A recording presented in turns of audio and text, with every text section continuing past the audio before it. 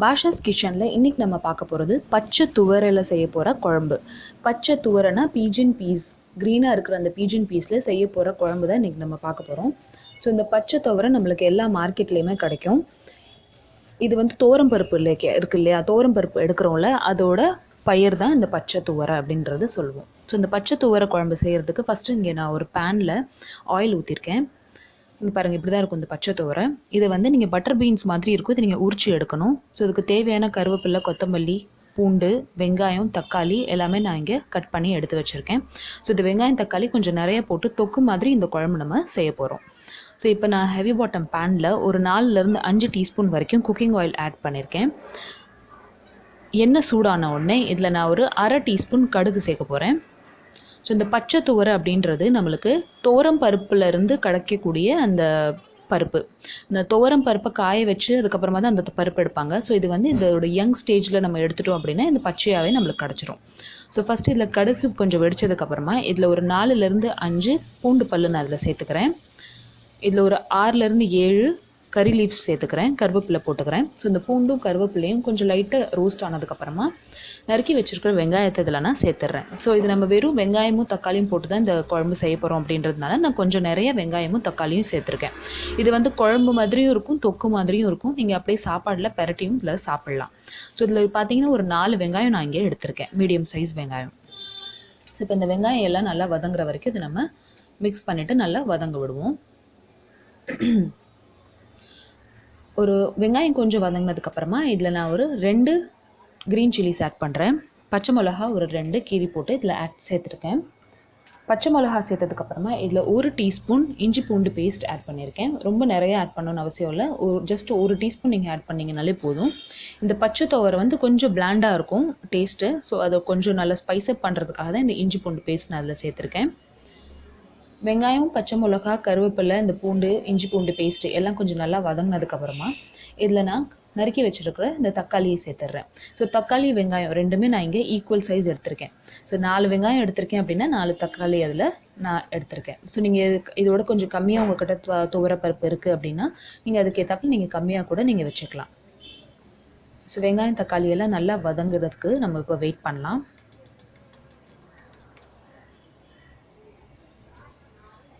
வெங்காயமும் தக்காளியும் நல்லா வதங்கினதுக்கப்புறமா இதில் ஒரு 1/2 டீஸ்பூன் மஞ்சத்தூள் சேர்த்துக்கிறேன். மஞ்சத்தூள் சேர்த்ததுக்கப்புறமா இதில் நான் ஒரு 2 டீஸ்பூன் இதில் கலந்து தூள் சேர்த்துக்கிறேன். உங்கள்கிட்ட கலந்து தூள் இல்லை சாம்பார் பொடி இல்லை அப்படின்னா நீங்கள் என்ன பண்ணுங்கள், ஒரு டீஸ்பூன் இல்லை 1 டீஸ்பூன் சில்லி பவுடர் சேர்த்துட்டு ஒரு டீஸ்பூன் வந்து தனியாத்தூள் சேர்த்துக்கோங்க. மிளகாத்தூளும் தனியாத்தூளும் தனித்தனியாக கூட சேர்த்துக்கலாம். ஒரு டீஸ்பூன் இந்த டிஷ்ஷுக்கு தேவையான சால்ட் நான் அதில் சேர்த்துக்கிறேன். சேர்த்துட்டு இந்த மசாலாவோட எல்லாத்தையும் நான் வெங்காயம் தக்காளி எல்லாத்தையும் நான் நல்லா சேர்த்துக்கிறேன். இப்போ இந்த வெங்காயம் தக்காளி இந்த மசாலோட வாசனையெல்லாம் போகணும், ப்ளஸ் இந்த பச்சை துவரையும் நம்மளுக்கு வேக வைக்கணும். ஸோ பச்சை துவரை வேக வைக்கிறதுக்கு ஒரு 10-15 நிமிஷம் ஆகினா போதும். ஏன்னா இது காஞ்ச துவரை கிடையாது, ஃப்ரெஷ்ஷாக க்ரீன் பீஸ். இது வந்து நம்ம வந்து இதிலேருந்து எடுத்துருக்கோம், அந்த பட்டர் பீன்ஸ் நம்ம எப்படி உரிச்சு எடுக்கிறோமோ அதே மாதிரி இதை நான் மட்டர் மாதிரி உரிச்சு எடுத்திருக்கேன். ஸோ அதனால் இது வேகிறதுக்கு ரொம்ப டைம் ஆகாது, ஒரு 10-15 மினிட்ஸில் இது வெந்துடும். அதனால இந்த மசாலாவோடு சேர்த்து இந்த பச்சை துவரையும் நான் அதில் சேர்த்துட்றேன். சேர்த்துட்டு இது நம்ம இப்போ நல்லா கொதிக்க வைக்க போகிறோம் தண்ணி ஊற்றி. ஸோ இந்த பச்சை துவரோட யூசேஜ் என்ன அப்படின்னு கேட்டிங்கன்னா, இந்த துவரம் பருப்புன்றது இதிலேருந்து தான் நம்ம எடுக்கிறோம். ஸோ இதில் நிறைய கால்சியம், காப்பர், அயன், மெக்னீஷியம் இருக்கிறதுனால இது உடம்புக்கு ரொம்ப ரொம்ப நல்லது. இதில் omega-3 fatty acids, omega-6 fatty acids, phosphorus, potassium, protein, vitamin B1, B2, B3, B6 இந்த மாதிரி நிறைய இதில் நியூட்ரியன்ட்ஸ் இருக்குது. ஸோ நார்மலாகவே இந்த பச்சை துவரை இங்கிலீஷில் என்ன சொல்லுவாங்க அப்படின்னு பார்த்தீங்கன்னா pigeon peasன்னு சொல்லுவாங்க. இது வந்து பிளட் ப்ரெஷர் லெவல்ஸை ரெகுலேட் பண்ணுறதுக்காகவும், பாடியில் இருக்கிற இப்போ வந்து சின்ன குழந்தைங்க இல்லை பெரியவங்க அனீமிக்காக இருப்பாங்க இல்லையா, அவங்களோட ரிஸ்க் வந்து இது ரெடியூஸ் பண்ணுறதுக்காகவும் இது வந்து நம்ம யூஸ் பண்ணுறோம். ஸோ இப்போ இந்த பச்சை துவரையில் நம்ம தண்ணி ஊற்றி இதை நல்லா ஒரு 15 மினிட்ஸ் வரைக்கும் வேக வச்சு எடுத்தாச்சு. ஸோ இந்த பச்சை துவரை தண்ணி ஊற்றி வேக வச்சது அதுக்கப்புறம் நல்லா வெந்திருச்சான்னு ஒரு தடவை செக் பண்ணிக்கோங்க. செக் பண்ணிவிட்டு இதில் கடைசியாக நம்ம வந்து கொத்தமல்லி இதில் நம்ம சேர்த்துடுறோம். ஸோ இது வேகிறதுக்கு ஒரு 15 நிமிஷம் தான் ஆகும். 10-15 நிமிஷத்துக்குள்ளே இந்த துவரை வந்து நல்லாவே வெந்துடும். இப்போ இதில் கொத்தமல்லி சேர்த்துட்டு அதையும் நான் நல்லா மிக்ஸ் பண்ணிக்கிறேன். இதில் இன்னும் கடைசியாக ஒரே ஒரு இன்க்ரீடியன்ட் சேர்க்கணும், கொஞ்சம் மசாலா ஸ்பைஸ் அப் பண்ணுறதுக்காக. ஸோ இந்த பச்சை துவரை நல்லா வெந்துருச்சு அப்படின்னு தெரிஞ்சதுக்கப்புறமா இதில் உப்பு காரம் நான் டேஸ்ட் பண்ணுறேன். டேஸ்ட் பண்ணிவிட்டு கொத்தமல்லியும் போட்டுட்டு ஃப்ளேமை நான் ஆஃப் பண்ணிட்டேன். ஃப்ளேம் ஆஃப் பண்ணதுக்கப்புறமா இதில் கடைசியாக அட்ஜஸ்ட்மெண்ட்டுக்கு உங்களுக்கு வேணும்னா இதை நீங்கள் உப்பு சேர்த்துக்கலாம். அண்ட் அடிஷ்னலாக ஒரே ஒரு இன்க்ரீடியன்ட் இன்னும் கடைசி இதில் இன்னும் சேர்க்கணும், அதுதான் வந்து garam masala powder. So 1 teaspoon இதில் கரம் மசாலா பவுடர் நீங்கள் எதுனாலும் நீங்கள் சேர்த்துக்கலாம்.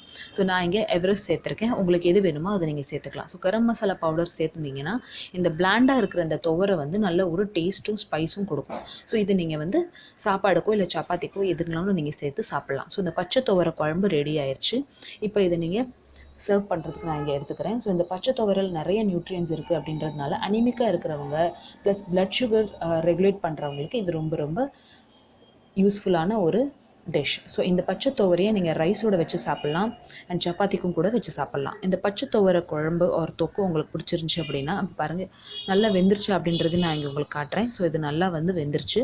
ஸோ இந்த பச்சை துவரையில் குழம்போ இல்லை தொக்கோ இந்த மாதிரி நீங்கள் செஞ்சு உங்கள் வீட்டில் இருக்கிற எல்லாருக்கும் செஞ்சு கொடுங்க. அண்ட் இந்த டிஷ் உங்களுக்கு எப்படி வந்துச்சு அப்படின்றது என்கிட்ட ஷேர் பண்ணுங்கள். இந்த டிஷ் உங்களுக்கு பிடிச்சிருந்துச்சி அப்படின்னா என்னோட சேனலில் கண்டிப்பாக சப்ஸ்கிரைப் பண்ணுங்கள். தேங்க்யூ ஸோ மச் ஃபார் வாட்சிங்.